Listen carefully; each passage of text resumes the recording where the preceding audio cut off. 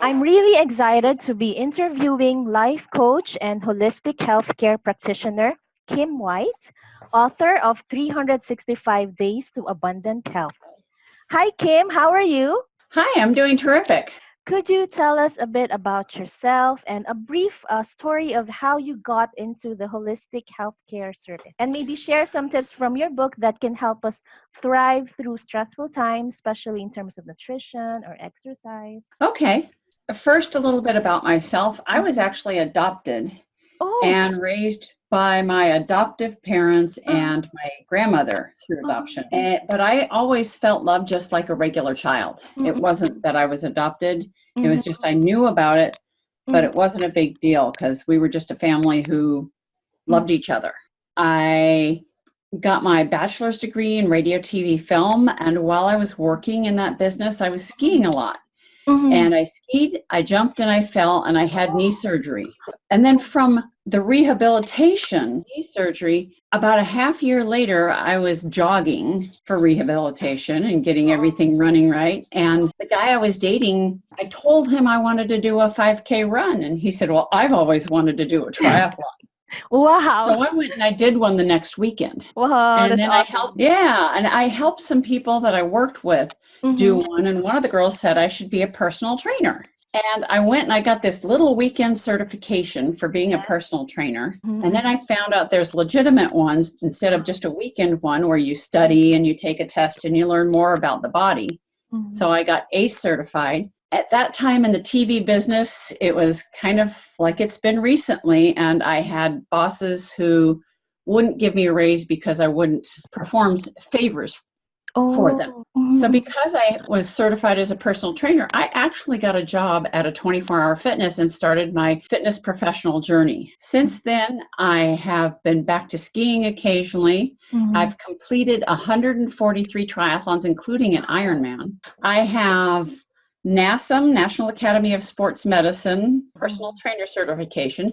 I'm a mhm, USA triathlon coach and race director. And I got my master's degree in kinesiology from Cal State Long Beach. So I found out more and more about how to help people lose weight, get in shape. And it's been evolving over the years. The thing that I've found out is that stress holds fat in the body. It causes a cortisol response, and it actually holds fat to your body so that it's not being released. So stress is one of the big things that I try to help people with. mhm, And mindset. My program is Eat, Move, Think Differently.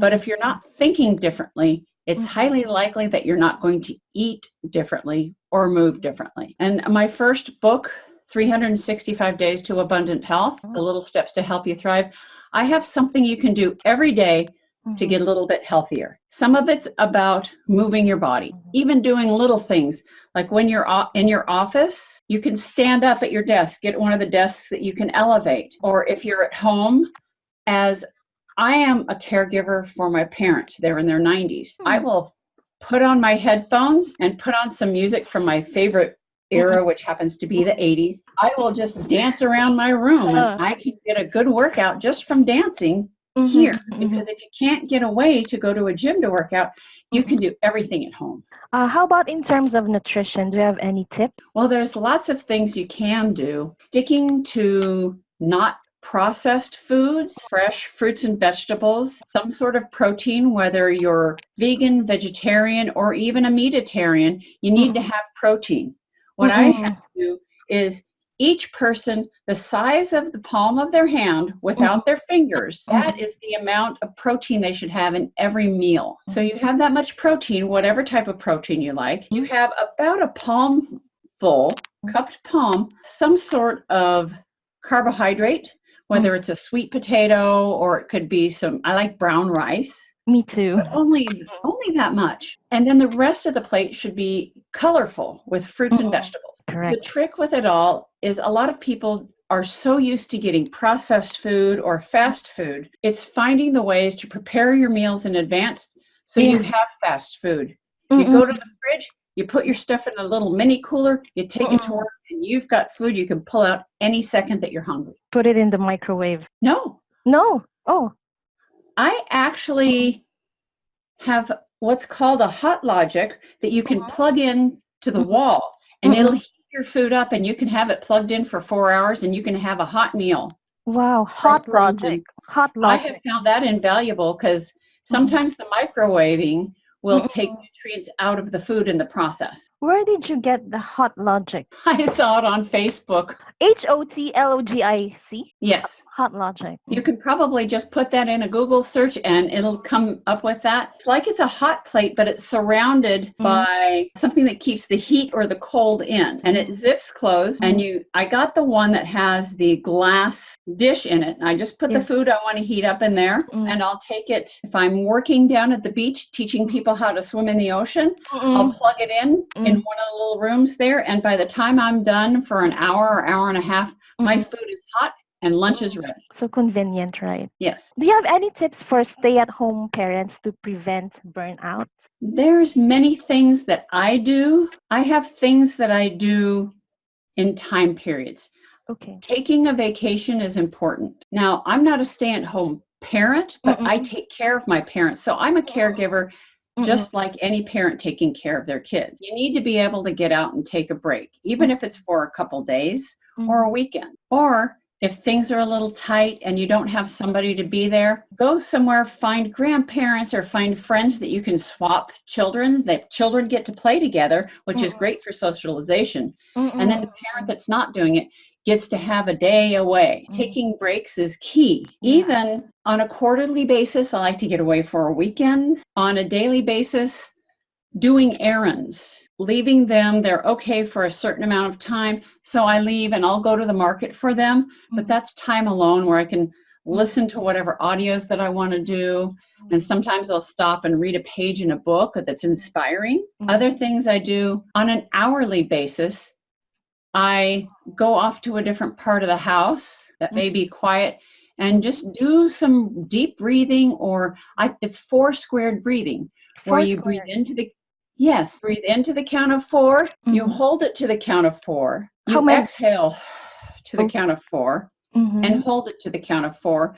And you do that for about a minute or two, calms everything down. Ooh, I should try that. Square breathing, right? 4 square. 4 Because square. you're doing 4 seconds. You're taking the breath in for 4, hold for 4, exhale for 4, hold for 4, and repeat. Sometimes I'll just set a 2 or a 3-minute timer so that I'm busy doing the counting.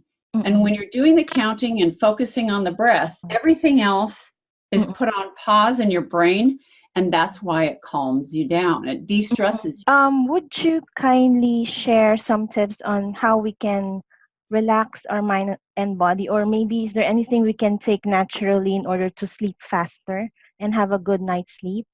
I actually have a whole routine that I do about sleeping. I don't have caffeine after 1 p.m.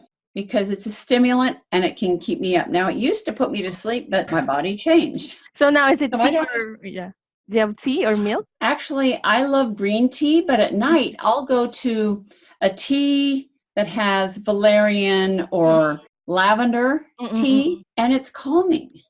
So I'll have one of those types of teas at night. And then for bedtime, I turn all of my electronics off about at least 30 minutes before I want to be asleep. I have them all plugged into one of the power strips. So I turn the devices off and then I turn the power strip on so there's no residual electronics going through the house. Power strip? You plug a bunch of devices into the power strip and it plugs into the wall. It actually protects the devices in case there's a power failure. It protects them from being damaged from any power sources. But it also is good because you can turn all the power off. I actually had a friend stay the night a couple nights ago, and they said that they had not had such a good night's sleep in about 6 months. Because of the power strip. I think it's because of the power strip and turning all of the power off. There's no electrical interference going on. Where did you order that one, power strip? I just went to a local like Home Depot or home improvement store. So if you put in Amazon, you can put in power strip, and especially if it's surge protector. Oh, a surge protector. That helps the surge going into your house, and that protects your electronics. And knowing that your electronics are protected brings you less stress because you don't have to worry about getting zapped. The rest of my nighttime ritual is When I go to bed after brushing my teeth and washing my face and Mm-hmm. putting moisturizer on, that's Mm-mm. one thing that the women would want to know. Always moisturize your face every time you wash because it keeps it younger. So when I go to bed, the first thing I do is I write down 5 things that I'm grateful for. I try to make them different every day. So it's not just I breathe today, but something wonderful that happened today. Like I got to swim with dolphins in the ocean, or my dog was happy to see his friend Clark down at the beach, or I was able to do the fastest time on my bike on a Wow. time trial. Whatever the thing I'm grateful for, getting a phone call from a special person. 5 things every night.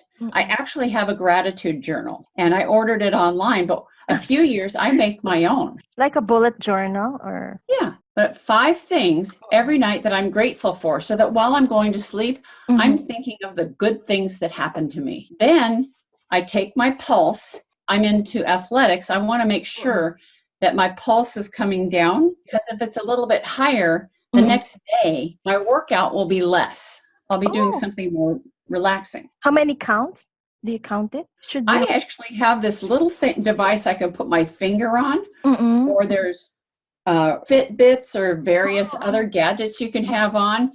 And I just sit for about a minute and breathe and then get the lowest number. And that's my number that I actually write it down and I keep a log of that. And then I read something either from a fiction book Mm-hmm. or an inspirational book. It can be even a page or a paragraph, but I read something that brings my mind into either a good fantasy place like Harry Potter or various other fiction works, or an inspiring book. And I'll read a little bit. I take my pulse again, and then I turn out the last light, and I think of the best thing that's happened to me for the day. And then I go to sleep. If I happen to be thinking and there's something going on in my life that's concerning me or causing worry, sometimes my brain will be going and I can't get to sleep. So sometimes I will try melatonin, a very small dose of melatonin under my tongue,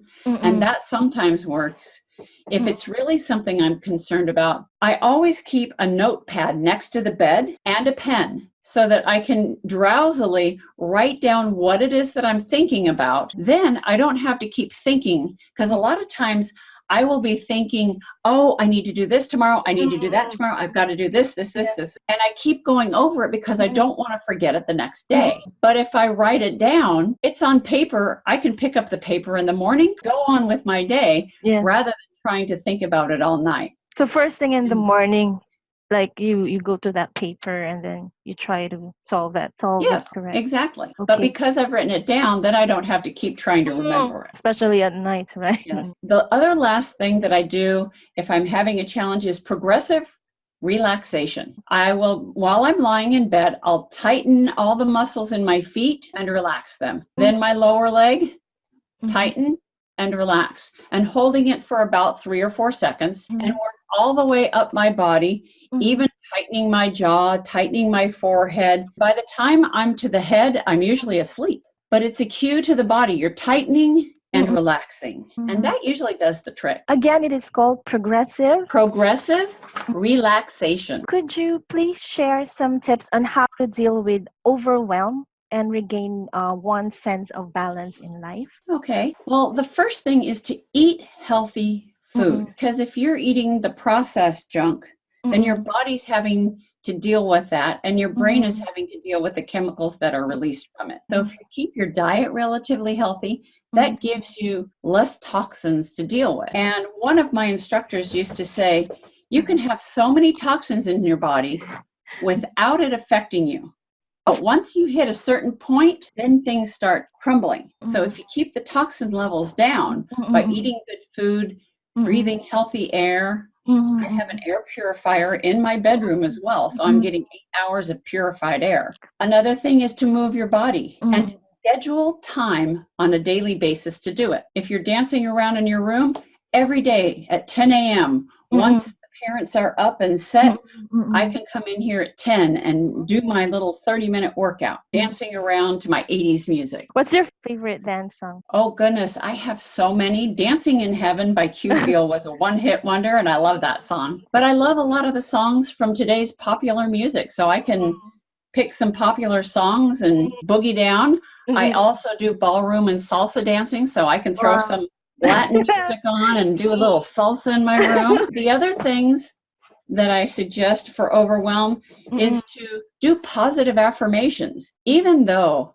I've got all this going on, I'm so thankful and grateful for the wonderful people in my life. You can do the even though, or Mhm. you can just say, I'm happy that I'm here. I'm a happy person. I'm thankful, grateful, and appreciative. Things like that. And if things start to go south and you start to think negative, have a piece of paper on the computer screen or wherever you are and saying cancel, cancel. Cancel, cancel. Yeah.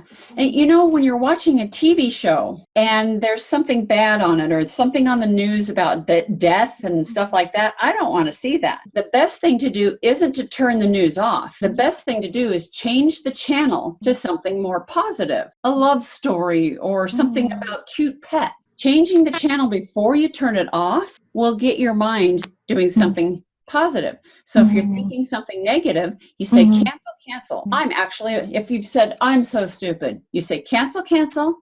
Say I'm actually an intelligent person. I know I'll figure this thing out. So you say cancel, cancel, and you flip the script. Other things, I like to listen to inspirational audios, like this CD set called Your Wish is Your Command or The Strangest Secret, things like that. I like to read inspirational books. Even in my book, if you look on the pages, every other page has a positive phrase that you can use as an affirmation. Like the groundwork of all happiness is health. So it's something to focus on that's positive. Correct. Another thing is to use Facebook and have Facebook groups for what you do. I belong to like a caregivers so that I have other people doing the same thing as I am that I can commiserate with, but try not to do the complain. Learn how to do things more positively. Forgiveness is key. I try to practice forgiveness for those people who I think don't do things the way I want to. I forgive them. And I try to say a prayer that they have what I feel they lack, like the people who cut me off in traffic. I pray for them to get driver's sense. And that's the thing. Because I'm praying for them to get common sense in driving, I start laughing and then that makes me feel better. That takes away, laughter takes away a lot of overwhelm. The breath work, the four squared breathing, that's another good way to calm the mind down and that gets rid of the being overwhelmed. Two more things is doing something special for somebody else. Even if it's me holding the door open for a mother coming in or somebody carrying packages, just doing something nice for somebody helps you feel better too. And the last thing is making sure I invest in my future. 10% of everything I get goes into what's called a 10% account so that I can buy what I want in the future, whether I'm saving for a little thing such as a pair of shorts for summer or a new car. If I take 10% out of my paycheck and put it away before I even see it, I don't miss it. I don't use it. And then I'm building up savings. Do you put it in bank or in investment? I actually invest it in, I have a company that deals with gold, and gold is usually a good investment. So I like to put it there. So anything else? Or That's kind of a lot. That's most of the things that I do deal with feeling overwhelmed. If you get back just to the breathing and to moving your body, I found that tends to do a lot. And if you can, getting away from the circumstance that makes you feel overwhelmed. I'm trying to put my business together. I've got my parents to deal with. I've got my dog. I have charitable organizations that I have officer positions in. I'm in Toastmasters. I'm the president of my swim club. I'm in the Elks Lodge. I'm an officer at the Elks Lodge. I've got all these things and I could feel overwhelmed, but I schedule them. I use my phone or the computer calendar to schedule the things I know I have to do. Do you work And in then time blocks? pretty much. I schedule time for my exercise. Monday evenings are Elks Lodge. Wednesday evenings are Toastmasters, certain things for certain days. And I have time blocked out for clients, Mondays, Wednesdays, Fridays, or Tuesdays, Thursdays. So my calendar works, but I also leave time for commuting to driving to my clients. And I also leave time before I get to my client's house. I leave maybe 15 minutes extra so I can read or listen to some classical music or do something, look at the view, notice the flowers, and just those extra 15 minutes gives me that pause. Yes. And that helps me not become overwhelmed because I'm taking a little time out for me. Self-care. Yes. So, lastly, please tell us about your upcoming event or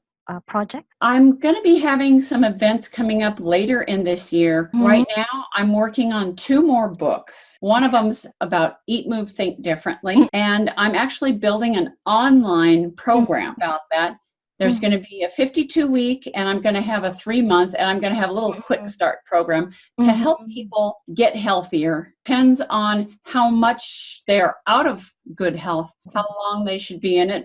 But every week, I'm going to have a video on eating healthier, moving better, and thinking better. Wow. I'm going to have an accountability group on Facebook. I'm going to have a monthly Zoom meeting, accountability partners, because if you have people who you are accountable to, you tend to do the work. Either coaching with me, the Facebook group, but even in my program, the little things that I want people to do, the different exercises, when they've completed them, they can upload the information to their folder on the website. That's another way of being accountable. So those are the things that I have coming up. Thank you so much, Coach Kim White, for sharing your valuable insights, and more power to you.